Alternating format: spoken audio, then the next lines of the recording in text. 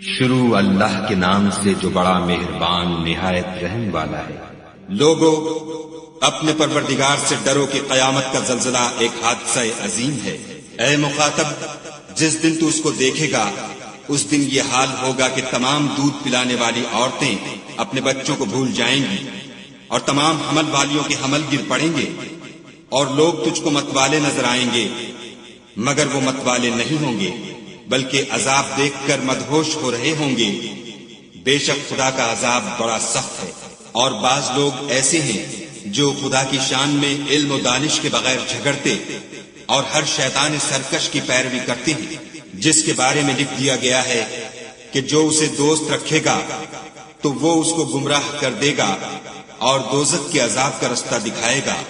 لوگو اگر تم کو مرنے کے بعد جی اٹھنے میں کچھ شک ہو تو ہم نے تم کو پہلی بار بھی تو پیدا کیا تھا، یعنی ابتدا میں مٹی سے، پھر اس سے نطفہ بنا کر، پھر اس سے خون کا لوتھڑا بنا کر، پھر اس سے بوٹی بنا کر، جس کی بناوٹ کامل بھی ہوتی ہے اور ناقص بھی، تاکہ تم پر اپنی خالقیت ظاہر کر دیں۔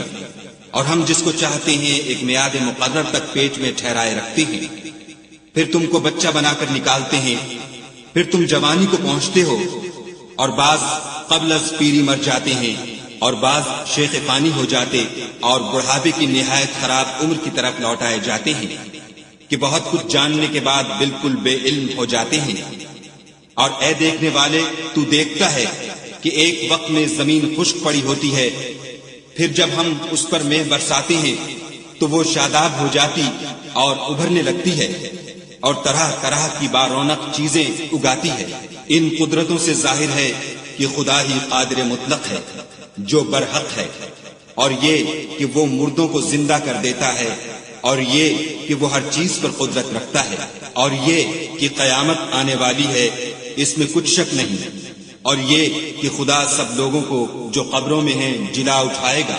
اور لوگوں میں کوئی ایسا بھی ہے جو خدا کی شان میں بغیر علم و دانش کے اور بغیر ہدایت کے اور بغیر کتاب روشن کے جھگڑتا ہے اور تکبر سے گردن موڑ لیتا ہے تاکہ لوگوں کو خدا کے رستے سے گمراہ کر دے۔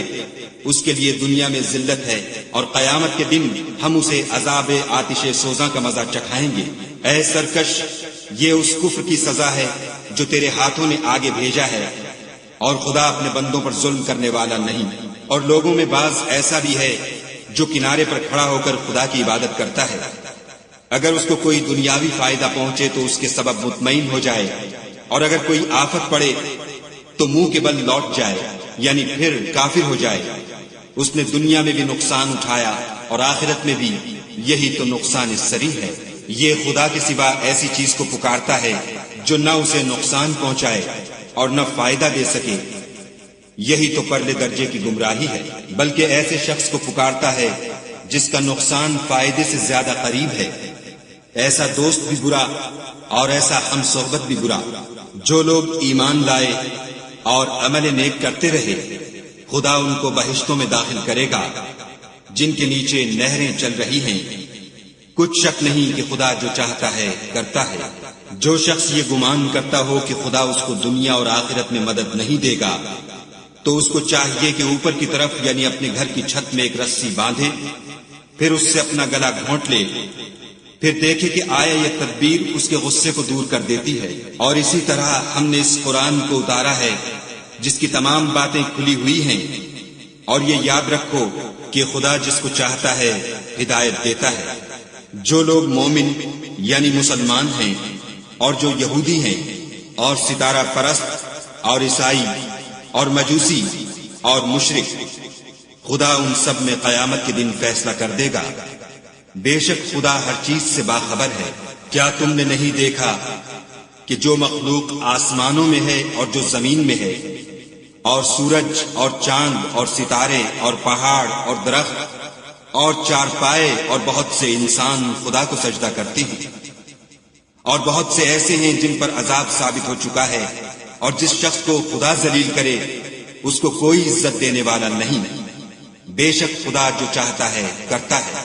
یہ دو فریق ایک دوسرے کے دشمن اپنے پروردگار کے بارے میں جھگڑتے ہیں، تو جو کافر ہیں ان کے لیے آگ کے کپڑے قطع کیے جائیں گے، اور ان کے سروں پر جلتا ہوا پانی ڈالا جائے گا، اس سے ان کے پیٹ کے اندر کی چیزیں اور کھالیں گل جائیں گی، اور ان کے مارنے چھوکنے کے لیے لوہے کے ہتھوڑے ہوں گے۔ جب وہ چاہیں گے کہ اس رنج و تکلیف کی وجہ سے دوزخ سے نکل جائیں تو پھر اسی میں لوٹا دیے جائیں گے، اور کہا جائے گا کہ جلنے کے عذاب کا مزہ چکھتے رہو۔ جو لوگ ایمان لائے اور عمل نیک کرتے رہے، خدا ان کو بہشتوں میں داخل کرے گا جن کے تلے نہریں بہ رہی ہیں، وہاں ان کو سونے کے کنگن پہنائے جائیں گے اور موتی، اور وہاں ان کا لباس ریشمی ہوگا، اور ان کو پاکیزہ کلام کی ہدایت کی گئی اور خدائے حمید کی راہ بتائی گئی۔ جو لوگ کافر ہیں اور لوگوں کو خدا کے رستے سے اور مسجد محترم سے، جسے ہم نے لوگوں کے لیے یکساں عبادت گاہ بنایا ہے، روکتے ہیں، خواہ وہ وہاں کے رہنے والے ہوں یا باہر سے آنے والے، اور جو اس میں شرارت سے کجروی و کفر کرنا چاہے اس کو ہم درد دینے والے عذاب کا مزہ چکھائیں گے۔ اور ایک وقت تھا جب ہم نے ابراہیم کے لیے خانہ کعبہ کو مقام مقرر کیا اور ارشاد فرمایا کہ میرے ساتھ کسی چیز کو شریک نہ کیجو، اور طواف کرنے والوں اور قیام کرنے والوں اور رکوع کرنے والوں اور سجدہ کرنے والوں کے لیے میرے گھر کو صاف رکھا کرو، اور لوگوں میں حج کے لیے ندا کر دو کہ تمہاری طرف پیدل اور دبلے دبلے اونٹوں پر جو دور دراز رستوں سے چلے آتے ہوں سوار ہو کر چلے آئیں، تاکہ اپنے فائدے کے کاموں کے لیے حاضر ہوں۔ اور قربانی کے ایام معلوم میں 4 پایہ مویشی کے ذبح کے وقت جو خدا نے ان کو دیے ہیں ان پر خدا کا نام لیں، اس میں سے تم خود بھی کھاؤ اور فقیر درماندہ کو بھی کھلاؤ۔ پھر چاہیے کہ لوگ اپنا میل کچیل دور کریں اور نظریں پوری کریں اور خانہ قدیم یعنی بیت اللہ کا طواف کریں، یہ ہمارا حکم ہے۔ اور جو شخص ادب کی چیزوں کی جو خدا نے مقرر کی ہیں عظمت رکھے تو یہ پروردگار کے نزدیک اس کے حق میں بہتر ہے۔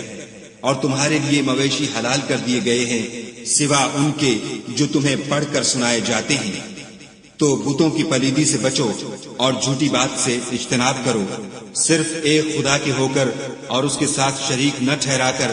اور جو شخص کسی کو خدا کے ساتھ شریک مقرر کرے تو وہ گویا ایسا ہے جیسے آسمان سے گر پڑے، پھر اس کو پرندے اچک لے جائیں یا ہوا کسی دور جگہ اڑا کر پھینک دے، یہ ہمارا حکم ہے۔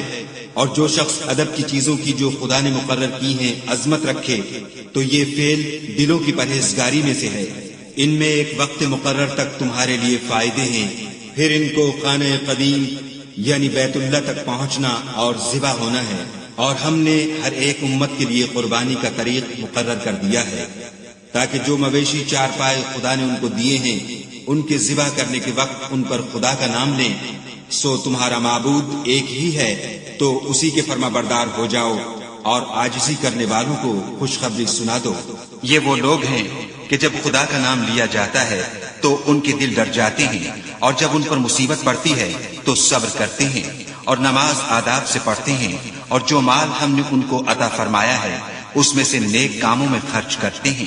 اور قربانی کے اونٹوں کو بھی ہم نے تمہارے لیے شعائر خدا مقرر کیا ہے، ان میں تمہارے لیے فائدے ہیں، تو قربانی کرنے کے وقت قطار باندھ کر ان پر خدا کا نام لو۔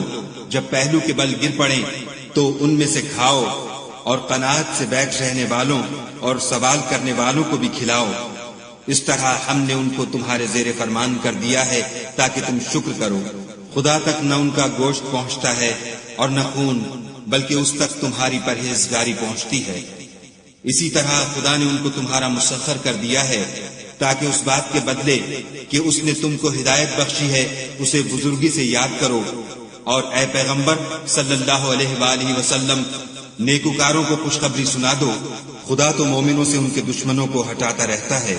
بے شک خدا کسی خیانت کرنے والے اور کفران نعمت کرنے والے کو دوست نہیں رکھتا۔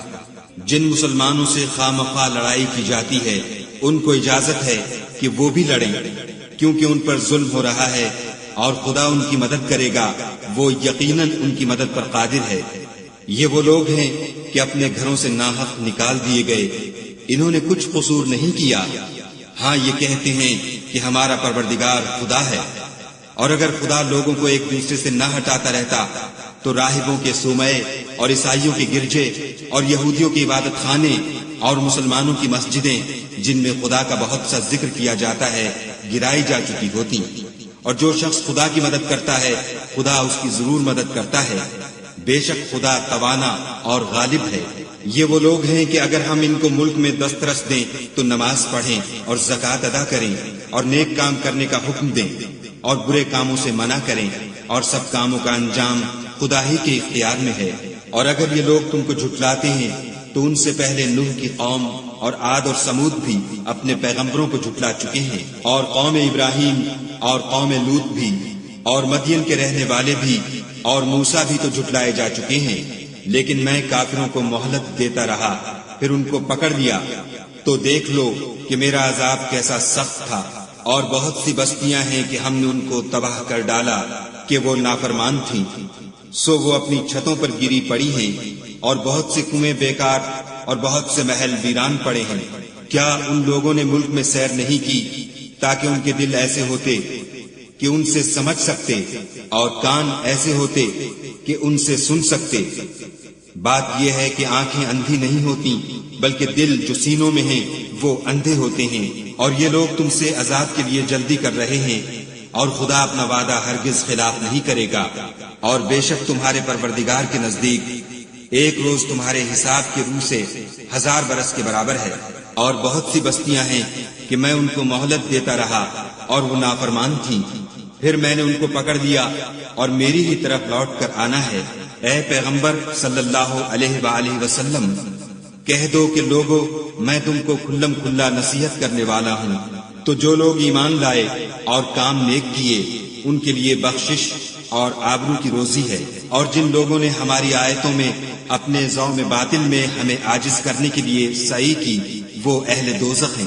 اور ہم نے تم سے پہلے کوئی رسول اور نبی نہیں بھیجا مگر اس کا یہ حال تھا کہ جب وہ کوئی آرزو کرتا تھا تو شیطان اس کی آرزو میں وسوسہ ڈال دیتا تھا، تو جو وسوسہ شیطان ڈالتا ہے خدا اس کو دور کر دیتا ہے، پھر خدا اپنی آیتوں کو مضبوط کر دیتا ہے، اور خدا علم والا اور حکمت والا ہے۔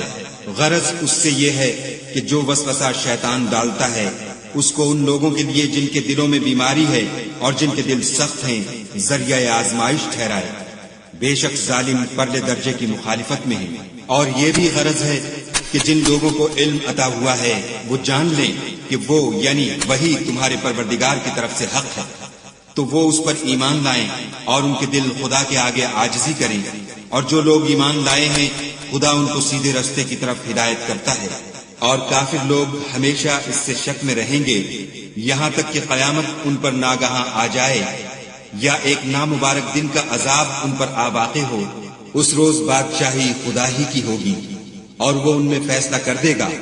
تو جو لوگ ایمان لائے اور عمل نیک کرتے رہے وہ نعمت کے باغوں میں ہوں گے، اور جو کافر ہوئے اور ہماری آیتوں کو جھٹلاتے رہے ان کے لیے ذلیل کرنے والا عذاب ہوگا۔